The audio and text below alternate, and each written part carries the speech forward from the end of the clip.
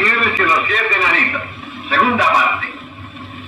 Blancanieves al despertar ve ante ella un conejito. Hola, conejito. ¿Dónde podré ir? ¿Lo sabes tú? ¿Me querés enseñar el camino? Muy bien, os seguiré. Después de caminar un rato, se encontraron ante una casita muy pequeña, muy bonita. ¡Oh, qué casita! Tiene la puerta abierta y parece deshabitada. Entremos todos. Subamos las escaleras. Acompañadme. ¡Qué bonita! ¿Quién dormirá aquí?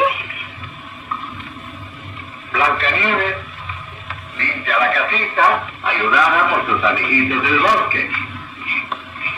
Todos ayudan a limpiar la casita.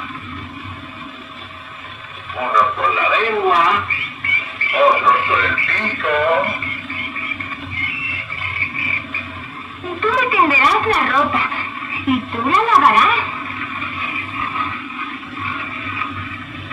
Blancanieves, cansada, reza antes de acostarse. Haced, virgencita mía, que la reina no me encuentre. Y cuando se duerme, los pajaritos la cubren con mucho cuidado para no despertarla.